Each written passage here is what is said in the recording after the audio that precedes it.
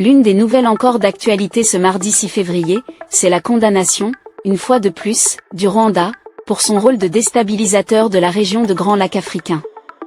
Au Burundi, lors de la cérémonie d'échange de vœux entre le président de la République et le corps diplomatique, Evariste Ndayishimiye a déploré une fois de plus, le comportement du pays voisin, le Rwanda, qui ne cesse de collaborer et d'aider activement les terroristes pour attaquer et déstabiliser l'Est de la RDC et le Burundi. Il a exhorté les autorités rwandaises à cesser d'aider ces terroristes afin de permettre le retour de la paix dans la région des Grands Lacs et le HC. On écoute un extrait de son discours. Le Burundi n'a pas non plus été épargné par le terrorisme. Nous avons traversé l'année dans le deuil de nos enfants, nos mamans, nos frères et sœurs victimes d'une attaque terroriste dont la planification a été préparée de faux encombres dans le pays voisin, le Rwanda. Nous sommes d'autant plus stupéfaits du fait que ce pays voisin, le Rwanda, recrute les terroristes dans le cas des réfugiés de Mahama, les entraîne, les entretient et les arme, faisant obstruction des lois internationales en matière de la protection des réfugiés. Il est écœurant de savoir que le commandement de ce groupe qui se trouve à Kigali collabore étroitement avec le commandement de l'armée rwandaise dans la planification des attaques terroristes. De notre part, le Burundi est un pays réputé depuis belle lurette d'entretenir de bonnes relations avec ses voisins.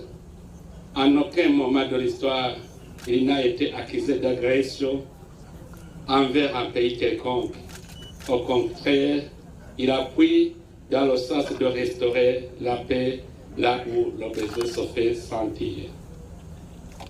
Dans cet esprit d'entretenir un bon voisinage, nous avons œuvré sans relâche pour harmoniser nos relations avec le Rwanda et avons initié des dialogues pour trouver un consensus sur les voies pacifiques.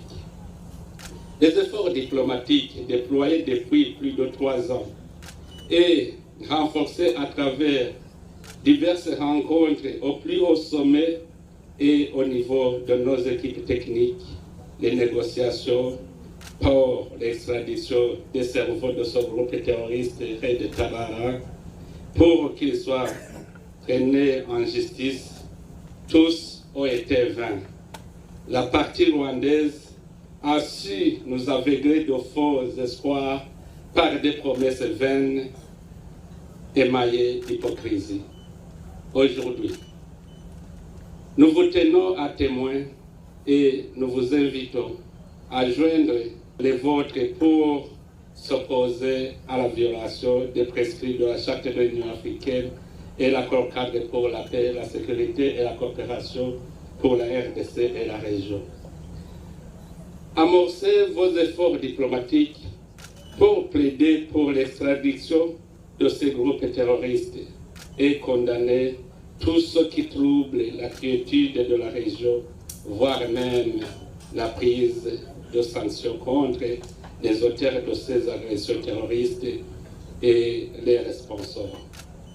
De notre part, nous restons engagés à pourvoir un environnement propice pour la cohésion de nos deux peuples en attente d'extradition des cerveaux de ce groupe terroriste afin d'écarter ce danger qui nous divise.